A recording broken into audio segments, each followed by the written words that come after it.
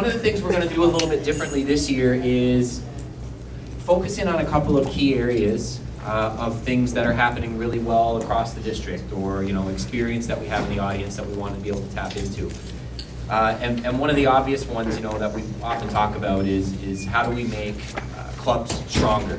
And it's funny, Kim and I were chatting yesterday, and whether it's at the club, the district, or the national level, you always have some individuals that seem to feed on the negative, right? So if something's not going well, that's all they talk about. Membership numbers are down, we're doomed. Club revenue is down by $12 from last year, it's over. Nobody wants to come anymore, right? And if you focus on the negative, you'll get negative. And sometimes when you look at that, you say, okay, well, District 7, last year we were down by, I think it was, 30, 40, 50-ish members at the end of the year. We're down by 50 members, we're doomed, right? But then you look at some of the clubs in the district, and they've gone significantly higher and higher and higher. So it's not that the whole district is doing the exact same thing everywhere. What it means is that for some clubs that are doing things well, we need to learn and we need to share.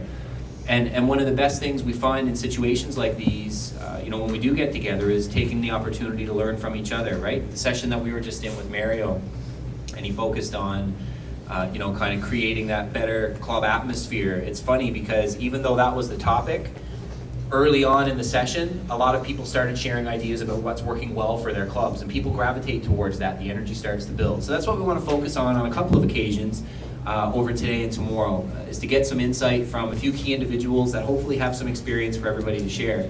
What I'm going to do is I'm just going to act as the facilitator, throw some questions out, and get some feedback from people, and hope that we can have a bit of a conversation for everyone in the room, right? So while there's going to be a lot of information coming from these individuals up here, we do want to get some questions from the floor, and I'll just try to simply help keep conversation on point as we move forward.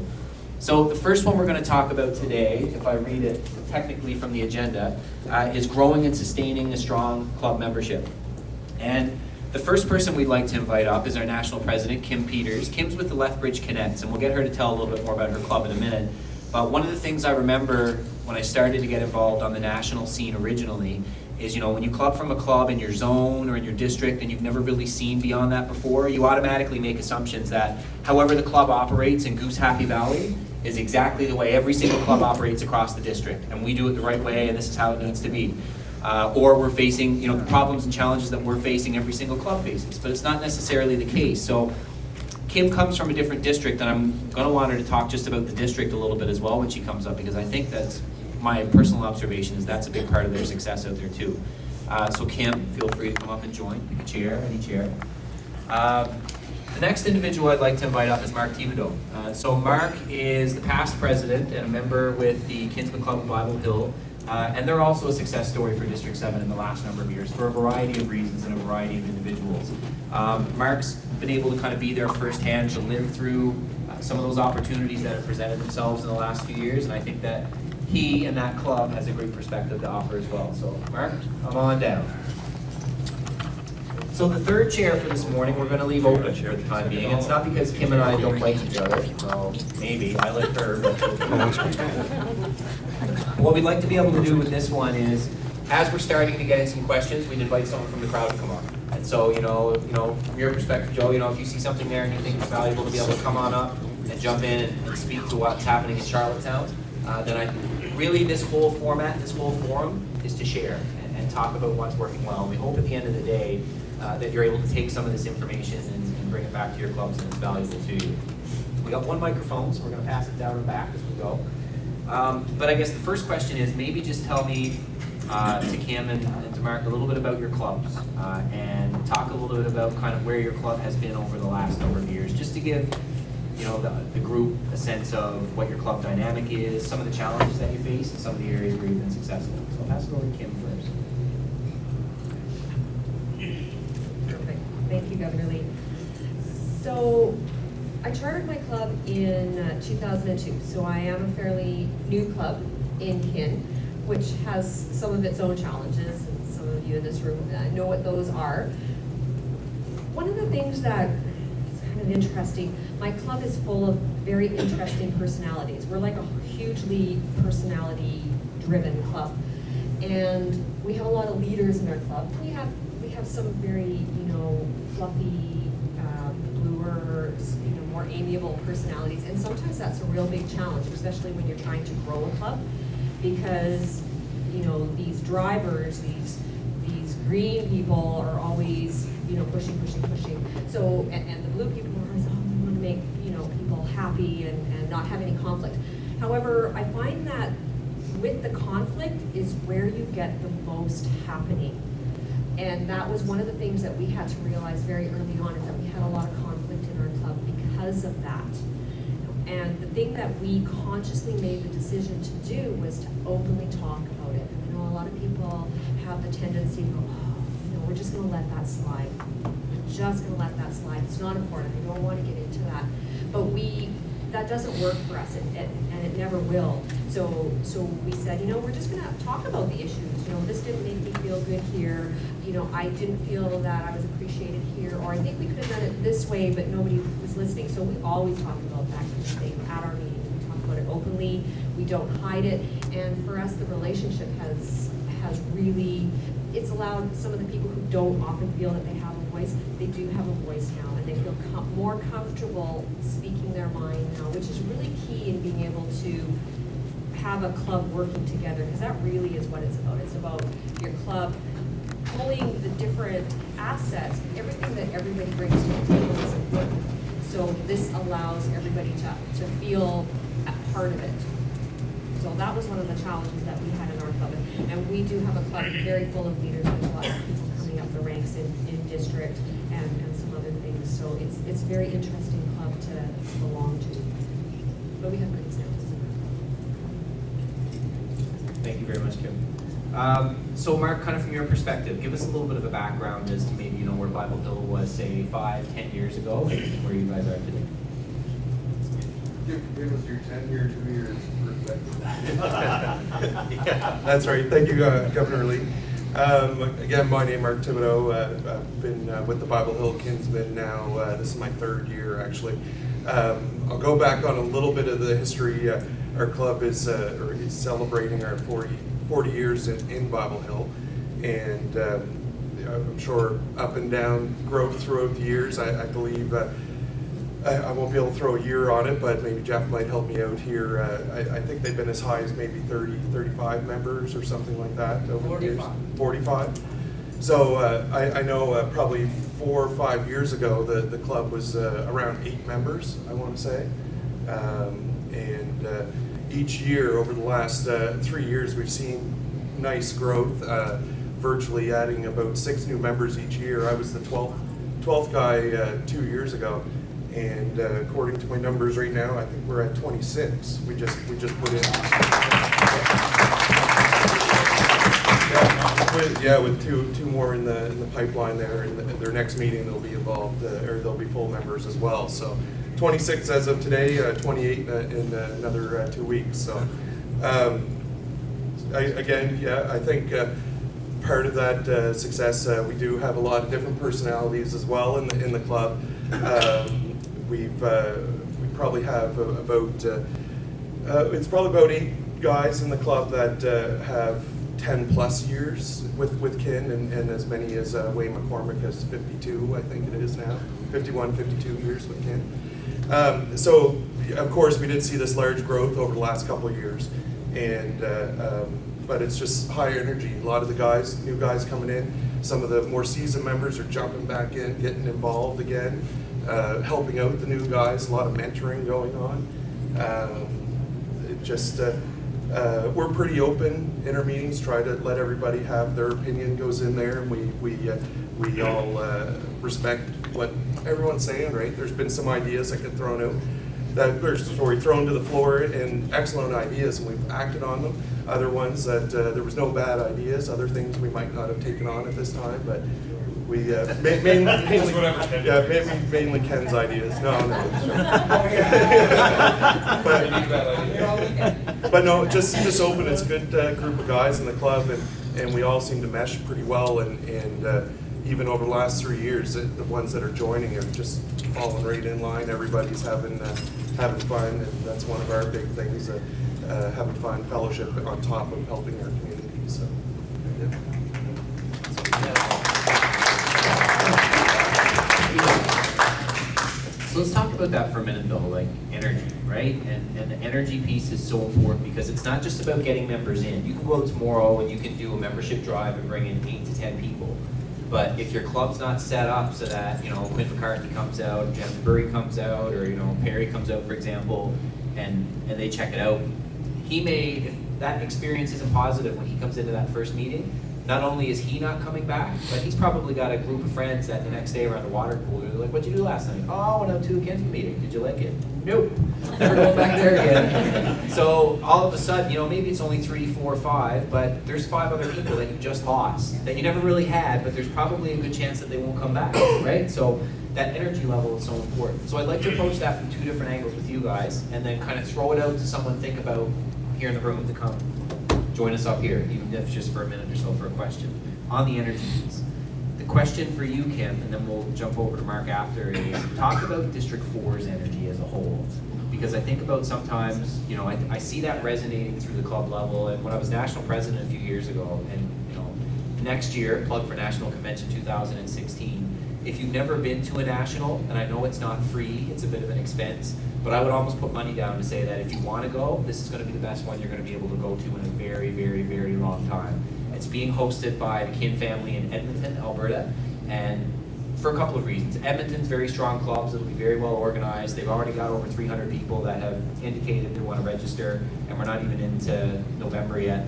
But the energy level that I saw and that I always see when I go to Alberta is just huge. Like, it's just pumping, you can feel it in the air.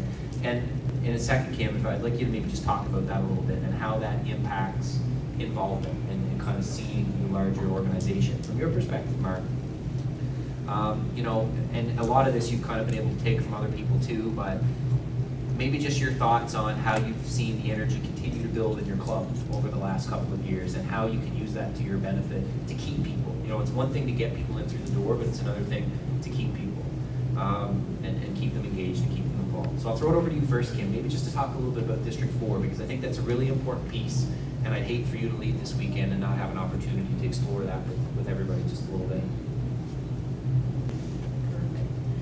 So, District 4. Okay, so I'm not going to say that there's not energy across the rest of the association. There is. There totally is. It's just a different kind of an energy. For those people who know me, I'm not very energetic. I'm kind of low-key. But my district makes me more energetic, energizes me, allows me to be more than who I am alone, if that makes sense. So I'll give you an example. So at our district conference, when we pin and do the exchange of regalia from the previous year governor to the new governor, we actually have all of our past governors line up in the same on stage to be part of that.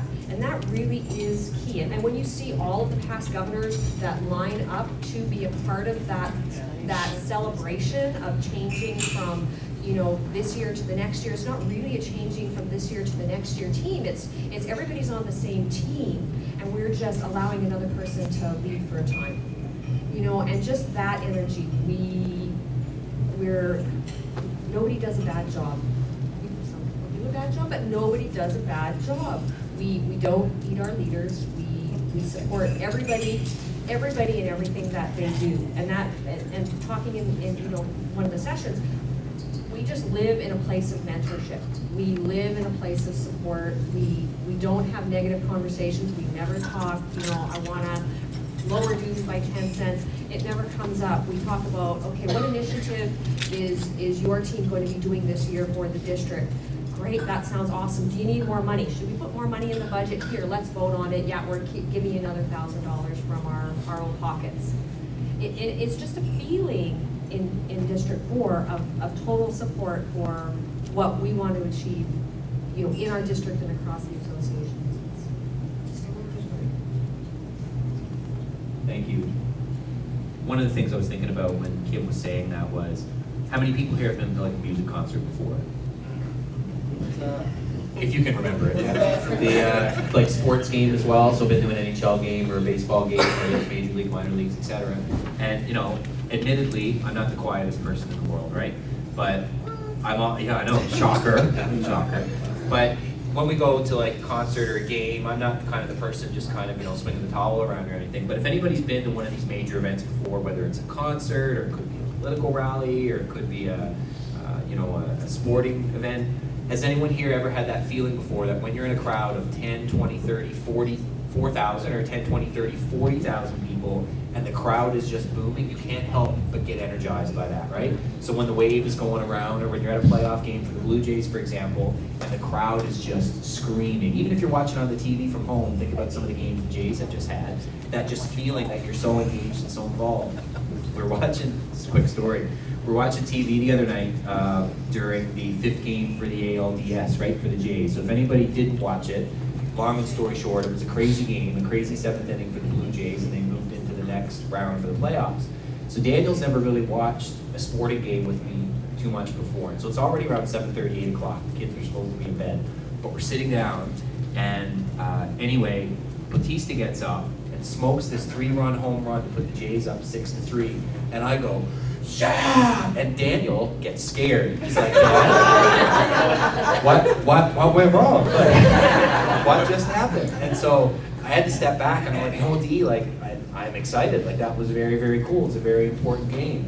And so Daniel had to take a minute. He's like, where did that come from? Right? So, but there's those types of moments where, what I've seen in District 4, you get into that room, and even if you're a quiet person just kind of sitting back, you can't help but just feel pumped up by the crowd. It's such a supportive environment, energetic environment. And even though that's an entire district, I've seen clubs where that exists as well. And it's so contagious. If you can get someone in to have that kind of experience when they come into the club, they're going to rave about it. And I think that's a key part of success. So on that, I'm going to throw it back over to Mark and maybe just speak about it at your club level, Mark, about some of the things that you've seen and why is it that you think that for the people that have come to the club in the last few years, that they've decided to stay and that you guys, are who you are. All right, thank you. I did have all kinds of notes written up, but my luggage is still missing, so I made some notes here, so you're all lucky. So. I'm looking for socks at some point. Some socks. It's on the way. Perfect. That's why Lee said way over there. Can somebody get me Yeah. Gosh, my club's hurt on. So, anyways, yeah, I did write some points down though of things that has helped retain some of our new members over last couple years, where we've had a fair amount of growth, and I mentioned it earlier there. Just in one word, fun. We were trying to make it fun for the guys that are coming when we have prospective new members attending a meeting. We do have the structure in there, but we also have a little bit of social time to get to know these guys and talk a little bit about our projects and what we do in the community. So that's like one of the main things. A lot of us in our work lives have to sit in meetings and answer emails and do up reports and things like that. And you don't want to come every 2 weeks to do the same thing at night, volunteering your time. So we just try to make it fun at our meetings and any events. We do set goals every year, and whether it's budgetary or just different things with growth in the club or things we might want to do, we find having a direction helps members realize, this is for me. Yes, I'm interested in doing that type thing. So goals is another big thing. Like I said, we do have structure in our meetings. Little loose at times, but at the same time, it's to make it a little more fun and enjoyable, because we just spent 10 hours in the office or out on the road and things like that. Different things like good service projects. Try to do as much as we can in the community. We try to actually involve family where possible. So some of the kids and wives of the clubs will help out at different functions that we do in our community, and that's some of the goals of some of the guys in the club have something involved there. So big thing for us, and we were talking about it in the branding communication presentation there with Quinn, was talking about Kin in the community. All the guys promote it as much as they can, and then people hear about it and they start to know what we're doing and getting to know us. And gosh, we also have try to plan fellowship evenings on the weekends, almost monthly, whether it's watching the hockey game somewhere, or just something away from work and away from thinking, and just have some fun there. And I guess back on the service side, we always plan out our different projects that we're going to be doing through the year, and we always have a chair for whatever that project may be. And we try to involve one of those new members as just be in there. Like, they don't have to, any help is great, but if they're just there observing and watching what the chair is doing, or other members, so they can get to learn the projects, and then possibly next year, like, gosh, yeah, I can do that. Yeah, I'm going to do that. And then, so we have those chairs changing, and a lot of mentoring going on, which just involving everybody as much as possible is what it's been coming down to for us. So, yeah. Jennifer Burry, question or coming on up? Question for Mark. You guys were the proud host of SLC last year. Do you find that kind of impact either in your membership currently, or in recruiting, or with your visibility in the community? I would say the main part of it would have been visibility in the community. Where it was hosted at the Glengarry, we do host other service projects there, which has helped out big time with us, and just we had a little promotion going on in the newspaper here and there. As for new members finding out about that, it'd be hard to say. I couldn't say we got one directly from that, but big time visibility in the community, which hopefully happens here today when we're out in the community working on stuff. So, yeah, you. New York, Sackville, Kingston, Nova Scotia. Question to Mark. You mentioned that you meet every 2 weeks. Is your meeting, I'd like to know the duration, what percentage would be business, and what percent you put for fellowship? All right. Yes, yeah, we do. We meet every, or the first and third Thursdays of the month. We would, actually, I would say 75% of the members, we go to supper before the meeting. So we have a nice, probably about an hour and a half, hour and a half. 6. Yeah, meet at 6 o'clock, and our meeting starts at 7:30. So those who can make it, go to supper. So we get a lot of fellowship there. Get all the gossip and everything out.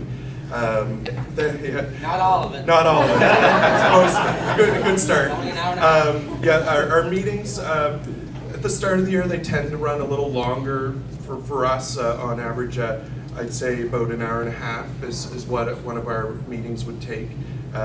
As the year goes on and goals are met and everyone's on the same page, we're probably an average an hour, I would say, I think. And yeah, great. Now our president's going to be shutting her down, but and that's during that meeting. All our business is held during that time, so it I'd say it's almost 50-50 on an evening if you count our supper time, hour and a half, and then the meeting to an hour and a half. I just want to acknowledge Dawn. Welcome, Dawn. Buddy, how are you? Come over. Can you talk more about? Just to, Ken Wynn, Bible Hill Kinsman, just to elaborate on a few things from Mark. Fellowship's very important, but our fellowship at one point became friendship. And we do a lot of things outside the club. We don't even talk about Kinsman. It's friends. What happened this week? Mark texted me, Jeff, Quinn, what are you doing for lunch? My office is next to, not far from Jeff's and Mark's, so sometimes they just run in, but there's a bond. I can't believe, Mark, this is your third year? Yeah. They've been friends for 3 years. It seems like 20. Like the new guys just fit right in, and it energized the old guys. And I'm not the oldest guy. But like I said, I'm the third oldest. I remember going to my first meeting being nervous as hell. There was no way I was going to stand up and talk to these guys. Now I can't keep my mouth shut. At supper or at the meeting. Anyway, Mark, thanks, man. You see how it's easy. So basically, the key to success is just pick on each other and then eventually. That's what we do. That's pretty much. Our relationships are built on hate. Right? None of us like wins. Yeah, we've moved That's the the only meeting reason he boundaries. sticks around. Gary, yeah. Speak loud for the camera and for the other end of the camera, buddy, or come on up. Part of our growing is learning why past members left, reaching out. And I know we haven't talked about it in the past, but have we actually even done anything like that? I know we haven't in our club itself, but from personal experience, I was in the club for 21 years, and when they formed the Kin Club, one of us had to give it up. So I said, well, I've been 21 years, I can go to K40. I can let my wife enjoy the Kin. You know what I meant. Anyway, so when I resigned, the former club, thought I resigned for the wrong reason. They thought it was because they went to a Kin Club is why I resigned, which wasn't the reason at all. And no one took the time to reach out. So for 5 years, I sat there wondering, what did I do wrong? Nobody's reaching out. And the club I belong to now reached out. Well, I mean, it made it easy when I wanted to come back. I went to the club that reached out, not to the one that I had 21 years experience with. I mean, so, we got to reach out and find out why. Maybe they will come back. Maybe they just need a break. It's a really good point. So a couple of things on Gary's point. Okay, we'll go Gerard, and then I want to add on that. It's a good point. Gerard? Really, just to that point, there is an exit interview, which has actually been, basically, it's a national one that's been created. And I've actually reached out and got that as district membership director. And just this past week, where our membership actually takes that traditional hit from June 30th to September, I actually got that list this past week. So that's one of the things this year that we want to take a look at, is actually doing that exit interview, actually reaching out to the people. And to Gary's point, people may be leaving for the wrong reason, or there could be some opportunity for us to bring people back. So it's a very good point that you bring up here. Yeah, really good. Vicki? Just a quick point, there's a member in this room who has completed that survey, and they're rejoining in 2 weeks. Awesome. Yeah. Can't Yeah. share. Sorry. No? Good. I like conversation. We had a new member join last meeting who was from the Turo Club with me, and he's been gone for probably 12 years. And now he's a new member of the Bob Hill Club. Awesome. So, conversation is going well. This one's supposed to be done a quarter after, but I've got a bit of extra time built into the break, so I'd like us to go for another 10 minutes if it's okay. Only because I think it's very valuable. A couple of points that I've heard that I just want to illustrate and provide a little more insight on from what I've seen. So on the exit interview process that we did last year nationally, they pulled some information and some statistics from that. And a lot of the time, to Gary's point as well, people think individuals leave because they're fed up. And sometimes that is the case. However, statistics would show last year, the majority of the reason that people left is because their lives changed. Their career changed, they didn't have enough time, it was kids, it was whatever. And that's important to recognize for a couple of reasons. One is to not give up on people, to say, okay, he's gone, he's never coming back, let's forget about it.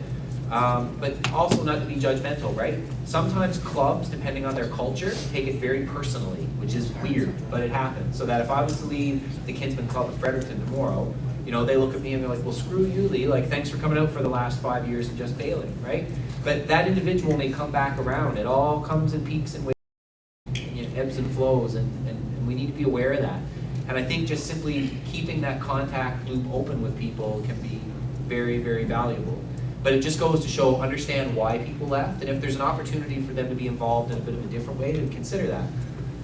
One of the other statistics it would show is that kind of the perceived time commitment that's there, right? So for some clubs that do week-to-week projects, I think things like bingos, sometimes like canteens and sports facilities, that may be a really good revenue generator.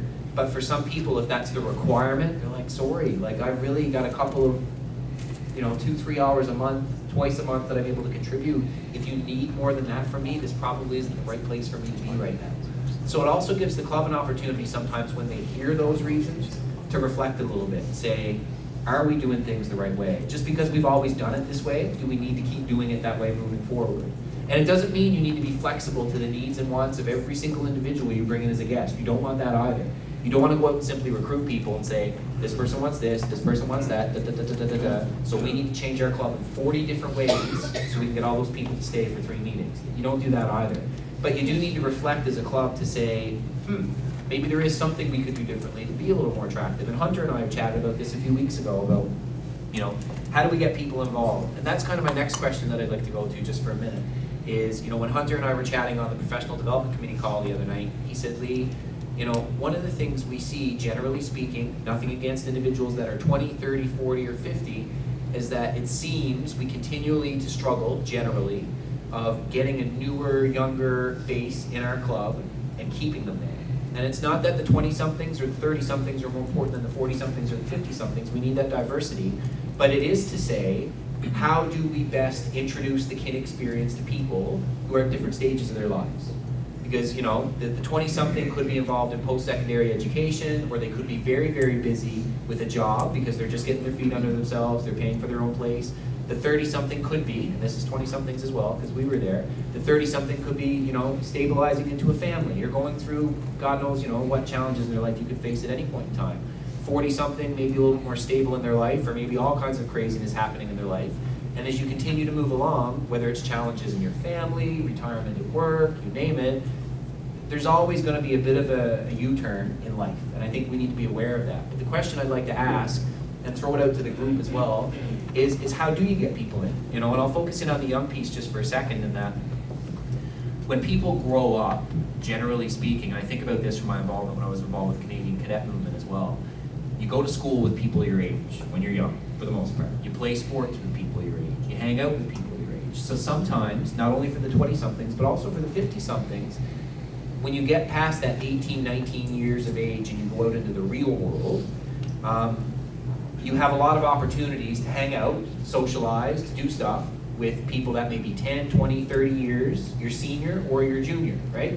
And how do you help groups and individuals bridge that gap? So that's really the question I want to get at. Not about a particular age group, but from your experiences and your thoughts, and I'd throw this out to someone else if you come up and join us as well, how do you ensure that, whether it's age is the variable or different backgrounds, that you can take a group of individuals that probably come in for different reasons, but you allow them to gel? What kind of environment do you need to create to allow people from a whole bunch of different backgrounds to gel within your club, and what steps can we take? Interesting question. So I'm the oldest person in my club, and I'm always the oldest person in my club. So my experience is with young people, and I'm an old soul, so I'm older than what I look. So we're just we have a common goal. So when we talk, we always come back to what we want to do in our communities. And I think that all brings us back together, right? But then, then you've got crazy conversations of what the young people want to do, and all the old people are like, ooh, and then the old people start talking about what they want to do, and then the young people go, wow, that's lame. So just kind of bringing the conversation back to, okay, what's the goal of what we want to do, which is usually always common. So that's that common speaking ground. And even in the community, different, when we're at events, different people who have different age personalities will gravitate to different people. So we kind of canvas and spread out and relate to the people that we can relate to. So it's never really, and I don't know if we've really consciously thought about it, but it is something because of the age of our club, it's what we do. And the young people are kind of cognizant of that, maybe more so than the older, more seasoned people like myself are aware of. Good one. Yeah, sorry. Mark? Probably, tough question. I've been sitting here thinking about what makes us gel and that retention and all that. And again, I guess I go back to just being open within the club, listening to the opinions. And if it takes that much longer in the meeting sometimes to get through those opinions and ideas, you got to allow for it. Goals are the big thing. I think putting those out at the start of the year so we know the direction the club wants to go this year or next year, however we want to do it, short-term, long-term goals.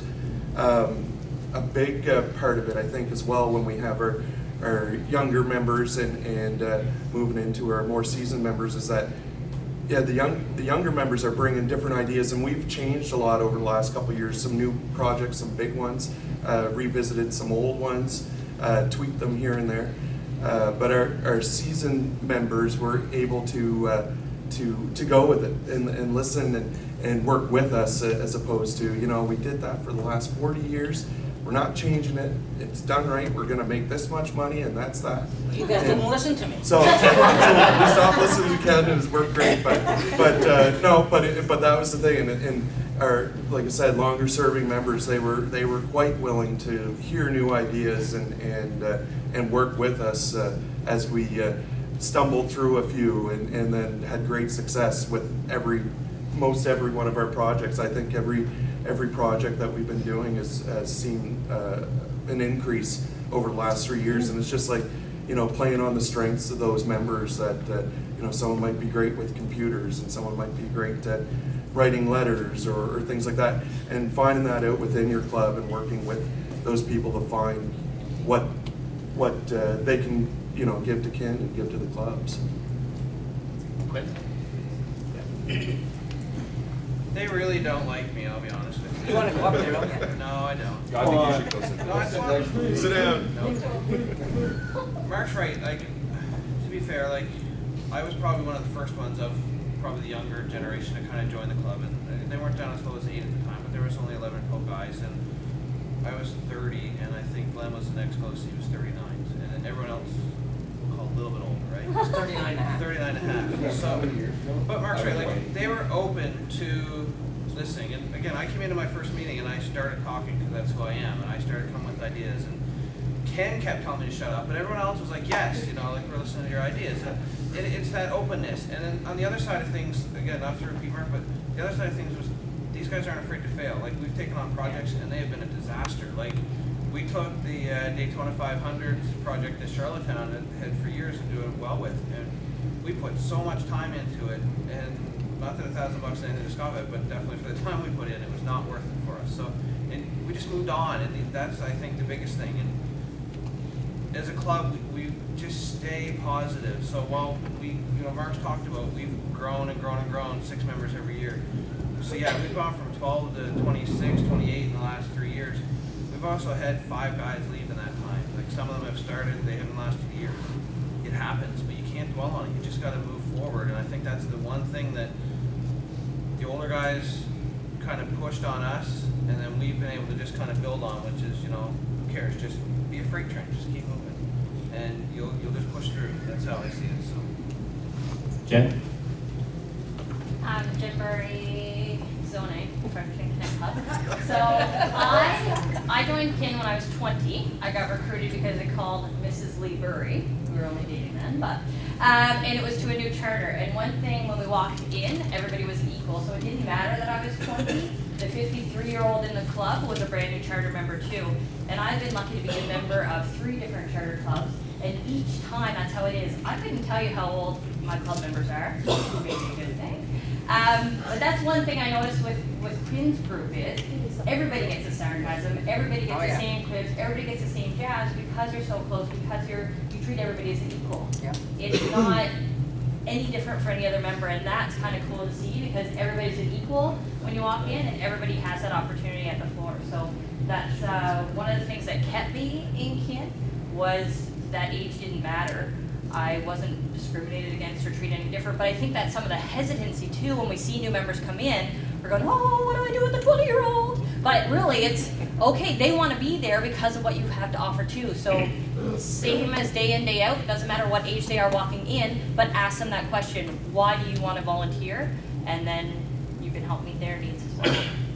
Sometimes too, because I think the openness part is key, right? So when someone comes in to be open to that individual and that the club is open to new ideas, if you're a club that has always done things the same way, and there's 2 or 3 people in that club that say, no, it's got to be like this, or it's going to fail, or this won't work, or I'm not open to that, it's not a good idea, then it's going to be very difficult for new members to get into that organization and to want to be a part of it. And then the other part of it too sometimes is, sometimes when there's new blood in the club, everyone tries to pounce on that person right away. And you've got to be very careful not to go up to that person 20 times from 20 different people in the first meeting and saying, so we're going to see you back for your second meeting, right? And your third meeting? So you want to sign up right now? Because guess what? You just told them, don't come back. Don't come back because we will hound you every single time, right? So there's that balance. There's an interest for an individual to want to come out and be involved. And everybody's different, don't get me wrong. So maybe there's someone that likes that. But you can't be too excited Christmas morning too quickly on them, right? Like, it's giving them time, really understand what they want. And we talked about that a little bit over in the other session is, why are they here? Let them talk. Don't go up to them and try to give them 20 different sales pitches in the first meeting, because if you do, they're right back out the door. Because it can be intimidating for some people. And we've just got to be conscious of that. Barb, yeah. Barb York, Sackville Connect Club. It's funny because we concentrate a lot on chronological age. Okay, well, geez, you're 59, so you must think this way, or you're 22, you must think that way. Right. I'd like to concentrate on the spiritual age, because within us, I'm a 17-year-old in my mind. I was gonna say 12, Barb.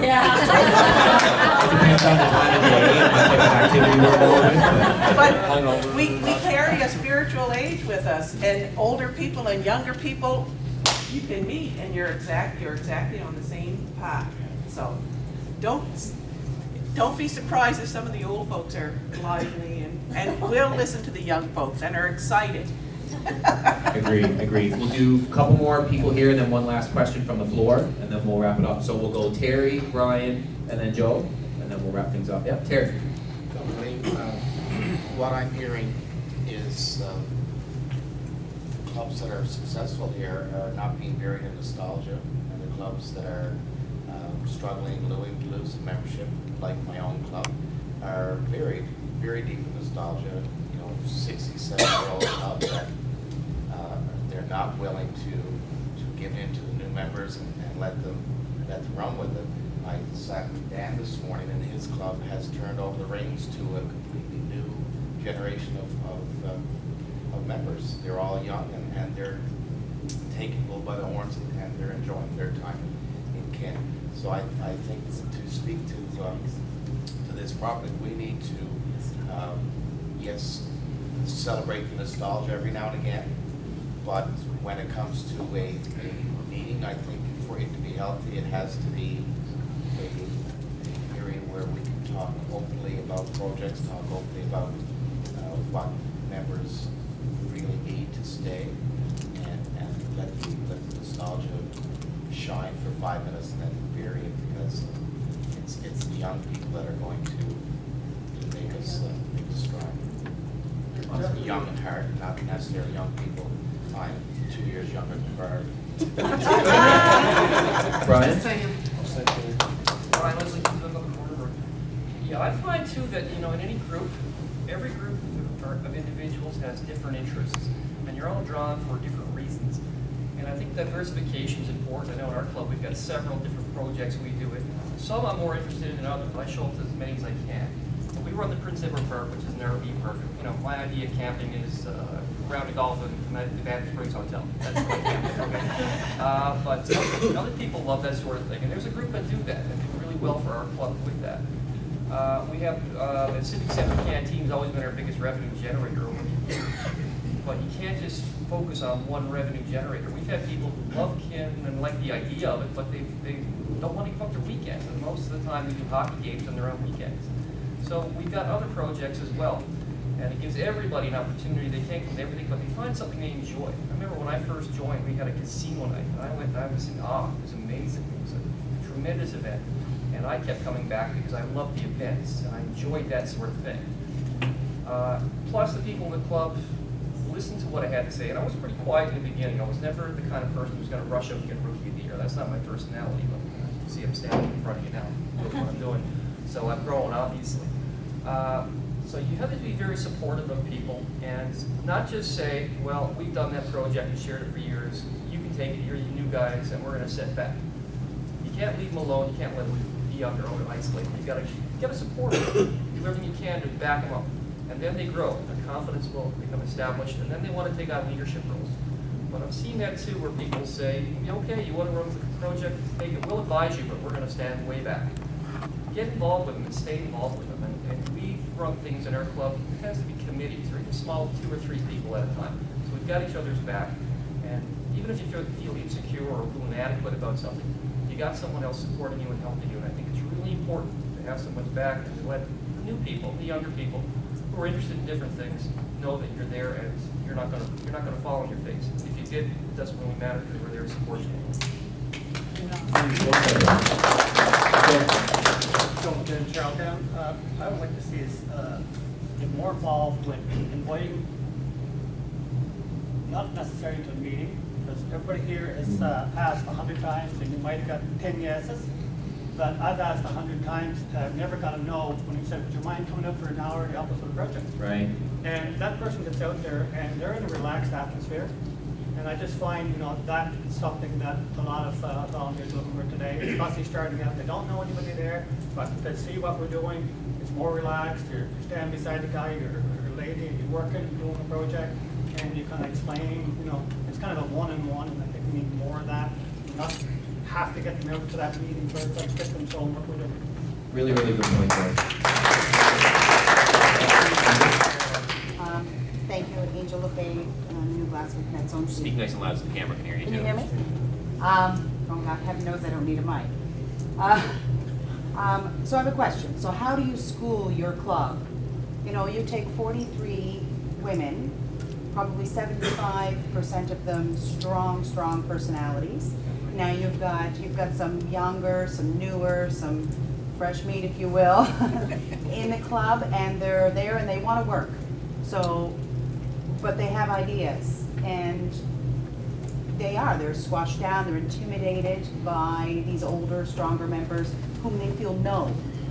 And so how do you school your club?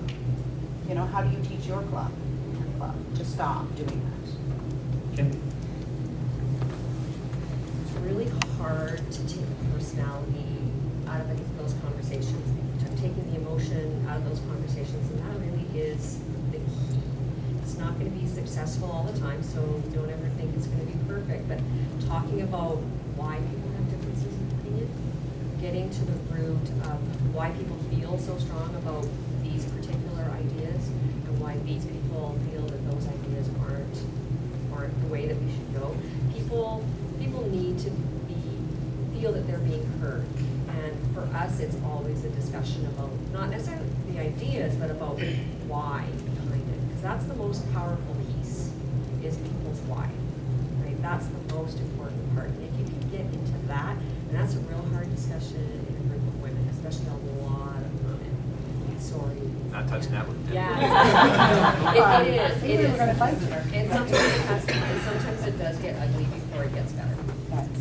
Sometimes it does get ugly before it gets better, because people don't understand the importance of having that discussion. And like I say, a lot of people just I just want to avoid it. We're not going to argue. I don't want to. Yet they fester and fester. Yeah. So sometimes you do have to pull that out. And sometimes the leaders in the club, doesn't have to be the president, but sometimes the leaders in the club have to have those one-on-one discussions. And I know that Executive Director Grant is working on educating people to have those crucial conversations. And this piece that the education committee are working on, because that's how you do that. There's no miracle anything. It's having those, and it is hard conversations sometimes. I don't know about the men. You guys all seem to just roll with it, disagree, and then go. We'll fight it out, and then we'll go have a beer. Yeah, you're good. You're good. Yeah. That's why we drink beer. Mark, any thoughts?